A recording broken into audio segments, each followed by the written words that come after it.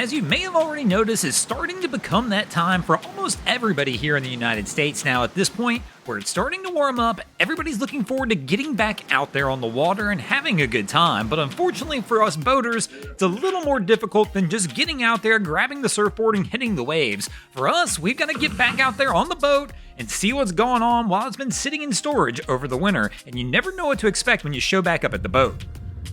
Hey VG, well here you go. Classic example.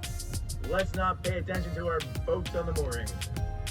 So now it's that time. You've got to go check on that boat, whether it's been sitting on a mooring line, sitting in a dock, or sitting on a trailer. I know it's tough. I mean, we've been without boating for several months, and all you want to do is get out there, press the button, hit the go-go throttle, and have a good time out on the water. But before we can go out there, just hit the water and have fun, we gotta go through and do a little maintenance to make sure everything's up to par on our vessel. Now for most of us, that's gonna start with one of the most basic things, which is going to be that basic engine maintenance. The typical stuff you go through on your motor just about every single year. Now every manufacturer's a little different on their recommendations on how often you should change things, but at the beginning of every season, I always replace all my spark plugs, all the oil filters, fuel filters, all the basic stuff. Most of these items are pretty cheap and pretty easy to replace even yourself instead of going to the shop and doing it. For me, it's always nice to start fresh and have an increased likelihood of having a good time out there on the water versus something breaking and going wrong. And speaking of things breaking and going wrong, when you're buying these replacement parts to start doing your maintenance items, go ahead and buy high quality marine grade items. The last thing you want to do is go cheap on any of these parts on your boat, because again, you're just increasing your chance of having a bad time or something going wrong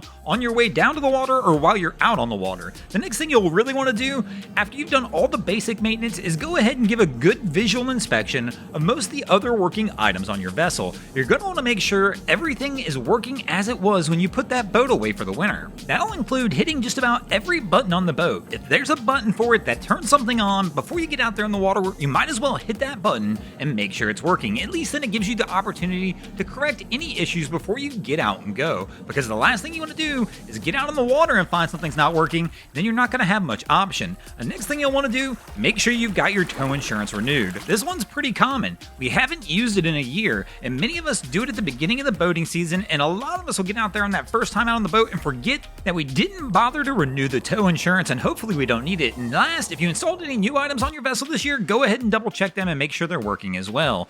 Now that you've gone over the vessel and checked that's not the only thing you're going to need to check. If you wind up towing down to the old boat ramp or you tow your vessel throughout the year, you're going to want to go ahead and check your tow vehicle and make sure it's properly equipped with all the equipment you need. And that may include such things as new tires. Yes, your bald tires may push you down the interstate just fine, but it's not going to help you much at all when you're down there trying to pull 8,000 pounds up an algae-covered boat ramp. And then the next thing we're going to look at is going to be the old trailer that you're using to tow the vessel around. Easily one of the most neglected things in boating, which means they always break at the most inopportune times. So take your time, double check everything on your trailer, make sure nothing's deteriorated, needs replaced over the off season, and that everything's working like it should. And speaking of off season, the next thing you're going to want to make sure before you go out there and try and get the boat back out on the water is that it's really time for you to do so.